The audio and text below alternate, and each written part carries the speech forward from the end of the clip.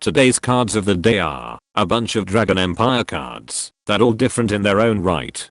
Desolate Spark Dragon while on rear guard lets you pay 1 Soul Blast when it attacks a Vanguard and you Persona Road this turn to retire one of your opponent's rear guards, and this unit gets 5k power. Then your opponent binds 3 normal units from their drop zone. Say goodbye to your Nirvana and Tamura drop zone targets. We are coming to a point that you need to use a Dragon Empire deck to hard counter a Dragon Empire deck. Meanwhile, every Zorga player are probably going on a small hiatus once this set comes out. Descendant of Dragon Tree Dragobatical when placed on rear guard lets you pay 1 counter blast to place 1 Dragon Tree marker on one of your rear guard circles without one. And once per turn while on rear guard, you can pay 1 Soul Blast when your opponent's rear guard was retired during your main phase to call up to 1 grade 1 or lower card from the top 5 cards of your deck. If there's one thing I despise in Vanguard besides the lock mechanic, it's probably the marker system. Nothing good ever comes out of it, and it just adds more junk into a game that's supposed to be simple.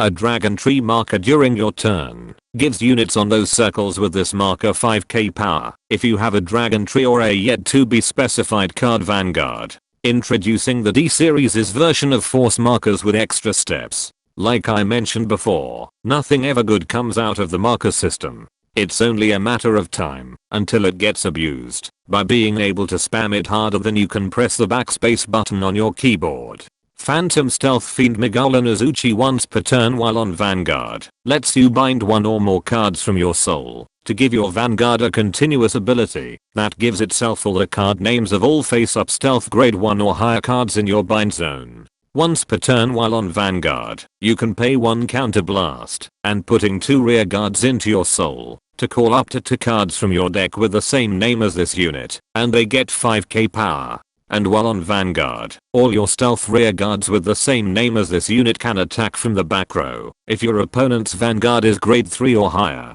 Bushiroad seems to be doubling down on promo cards that are either required to make a deck function properly, or a promo boss card that could potentially become its own build. Shoujo Doji wasn't the best deck to come out in D-BT09, but at least have some decency Bushiroad to let him prove himself, rather than trying to immediately create his replacement. Finally, Alda Hatchet Dragon, while on the Guardian Circle gets 5k shields if your soul has her Overlord card. And while on rear guard, you can retire itself if your opponent's Vanguard is grade 3 or higher to put up to 1 grade 3 Overlord from your drop zone into your soul. Expect Overlord players to be reckless and put the end in their right deck instead, thinking they can emulate Phantom Blaster when this card isn't really a Drilling Angel substitute. And that concludes today's cards of the day. Be sure to subscribe and let me know in the comments how you think Dragon Tree markers are a unique innovative idea when you never played V Premium.